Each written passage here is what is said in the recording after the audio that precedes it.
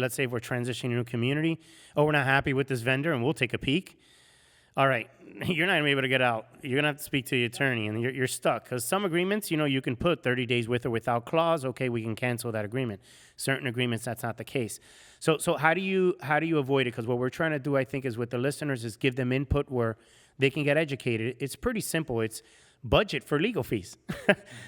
Budget for legal fees. It's a cost. No business. I own the business. Eric owns the business. I'm sure there's legal expenses that you should put into every business. Things always occur that you need to contact your attorney. So your association, how do you do it? Look back at the past year and a half, 2 years. What have been my legal fees? What have they been about? Okay, they've been about things that we've needed to reach out to the attorney. All right, this year we're going to be going through construction. This year we're going to be doing XYZ. Let's put that number up. You may not get it exact because you don't know. Some contracts, simple. Eric redlines. A contractor says, okay, I'm good. Let's change this. We're done. Some contracts, we need to go back and forth because we're hard on a position.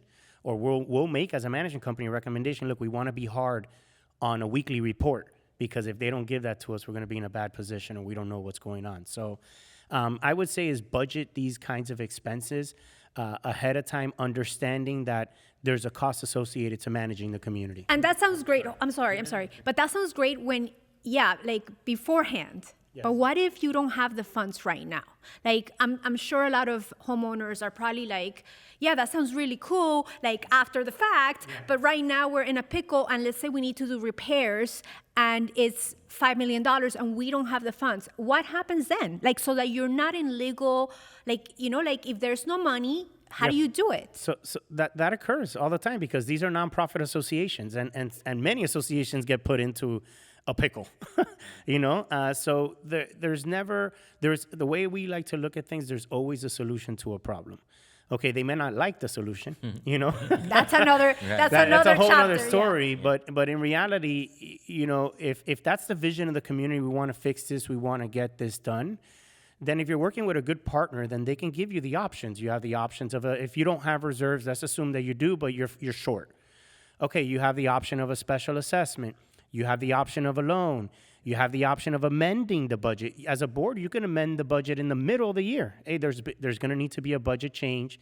This is why it's happening. So I would recommend the board members or even residents that are considering being on the board is there's always a solution to a problem. So it goes back to that partnership where, okay, what could we do? And then we're going to bring in partners because maybe for the amendment, we still need to understand, is there a vote required or not? So, hey, we're going to bring in the attorney partner. Look, can you check the documents is what we're considering to do. What is that, an hour of work? Okay, they'll take care of that. All right, we're moving in the right direction. This is what needs to be done. Do we need to have special notices? Because for some documents, you have to have a certain notice. You got to work with your attorney with that. So simple is there's always a solution to the problem as long as you're working with the right providers. Yeah, but the bottom line is, never is it an excuse to say we don't have the money. Great point. Ever. You can never say we don't have the money. You're an association, get the money in the ways Rafael was saying. Yeah. So is that where a property management company, do you guys have resources or for a self-managed community, how do they get resources? So that's where the biggest benefit comes with working with a provider. There's a lot of self-managed communities that have done a fantastic job because they have a ton of professionals that have worked in similar fields. But in the same token, there's many self-managed properties of individuals that they just don't know. They're retired and they don't want to deal with this. So we already know who are the board certified attorneys. We'll reach out to the Erics of the world. Yes, we know which banks work with associations because if you just go to a local community bank that doesn't understand association, the world of community association, you'll get denied. And it's not because your credit per se, because it really isn't, that doesn't exist, but they don't understand the product that they need to sell to you. Because again, we're going to work with industry experts that know our space. And that's where the management company comes as a big support because we already know what direction we need to pull. And if we don't, we have vendors that we rely on. I'll call Eric. Hey, Eric, this is what I'm dealing with. Have you ever dealt with it with another association? And he's going to listen, call this person. And that's where you're going to get that benefit. I think he's selling himself short. I think it's impossible for a community, and especially communities with 80, 900, 200 units to tell me we're self-managed. Yeah, no. Are you kidding yeah. me? No. You're going to fail at some point, most of the time. If you're not with a management company, when you have that many units, I can't possibly see how you do it. There's simply too much to know.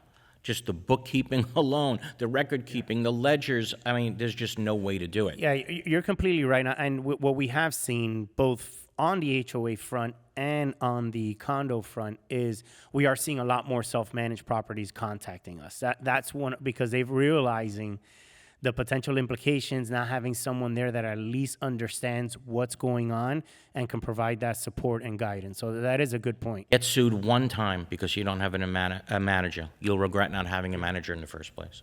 Yeah, well, that's a scary thought. Yeah. So let me ask, Rafa, then, do you guys at Affinity have any resource for someone who's in this position, someone who's maybe they don't know how to handle like this risk situation, compliances? Do you guys have any resource for any of the people on the other side? Sure, yeah, most definitely. I mean, we actually built together a simple playbook for the self-managed communities so that they can understand the different components that they're responsible for. And it gives them a high level, a 30,000-foot perspective of what's important and what you need to know. It doesn't dive into the day-to-day because then that would probably be 1,000+ pages. But we definitely have a resource that we could provide to them. And it's really going to show them the importance, as Eric mentioned, the importance of really having a partner, having a management partner, because there's just so much that goes into it. And ultimately, if you're retired, is that where you want to spend your time? Yeah, you know, not did fun. you work so hard in your life to then say, I'm going to put in 40 hours into an association? Because when we meet with self-managed properties, that's one of the first questions we ask boards. How many hours are you putting into this? And when they tell me 40 hours, a simple question is, look, just one human to the next.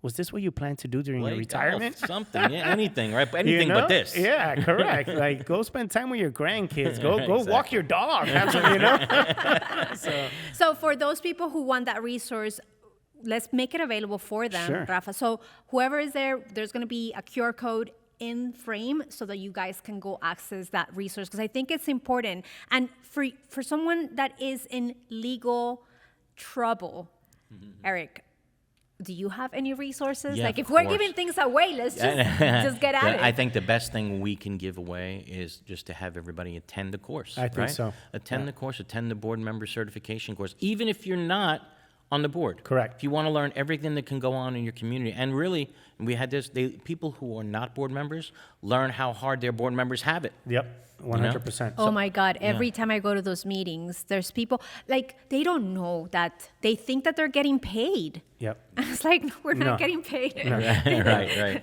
So why do you do it? It's like, because we care. Yes, Yeah. and there's a lot of people that care about their communities. Correct. There is. And I think it's equally important, Eric, that you tell our listeners where they could get your course or your show, you know, the website, because Eric, for what it's worth, Eric has been doing a show for over 15 years now. I think just about we've been a sponsor for the show for years. Yes, and it's been really and thank because you. he's been an Yeah. influence not only to me but to the industry as a whole. So I think it's important for them to know. Sure, just go to condocraze and HOAs.com. Again, condocraze and HOAs.com.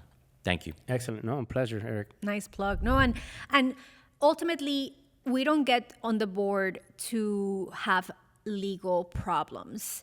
I wonder if you guys have any like you know, chisme, any, you know, we're in South Florida, so we can Spanish our way Any through little this. gossip? Yeah, like anything of like maybe a story that people can relate to of like something stupid, like they didn't oversee and it got people in legal problem, like in this industry.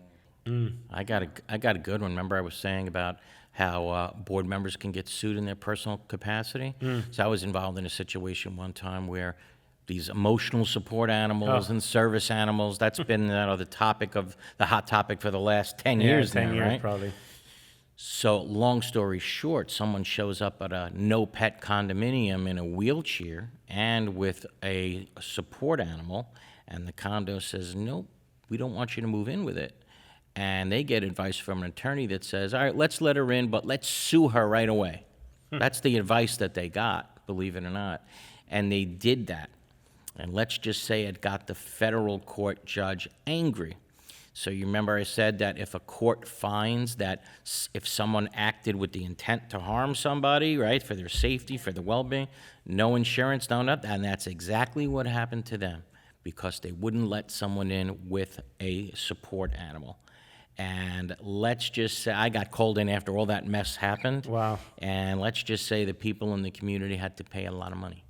Yeah. Yeah, Yeah. yeah, a lot of money. Yeah, I mean, the stuff you hear, it's Dun, dun, table dun. talk, bar talk for Right. forever. I mean, I have one story that I don't forget, just because I saw what the association went through, and we had advised them to not do what they did.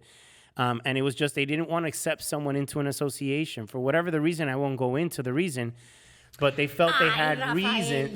we're not saying any names. You have to tell us. It's like, I have to tell you something, but I won't tell you. It's like, you can't do that. They didn't like the fact that the individual had a certain vehicle. All right, like it's this dumb. And they didn't have because this association does an interview process, and we tell them the interview process is really a welcoming process. This is what works. This is what doesn't work for us. You're not there to judge and what car do they drive, what this. And they denied them. And at that time, this was a while ago, you didn't have to put why you were denying someone. And this became a discrimination case. We put it on email, thank goodness, because we would have been brought into it. Listen, our advice is not to deny this person. You don't have any right. And number two, you don't have the attorney telling you that you have the right to deny it. Well, that went on for about a year and a half. And unfortunately, we get drawn in because records requests, this request. How many people have you denied? How many people have you approved? Did you go through this exact same process with everyone? So it was a nightmare. And all of a sudden, then our team is getting beat up because now they're spending all this effort into helping the case because we have to. It's our responsibility. And we're not focused on bigger goals for the community. So again, it's just so important to listen. And if you disagree, it's okay. But just go, speak with the attorney, get the second opinion like we had requested, and you avoid these simple things.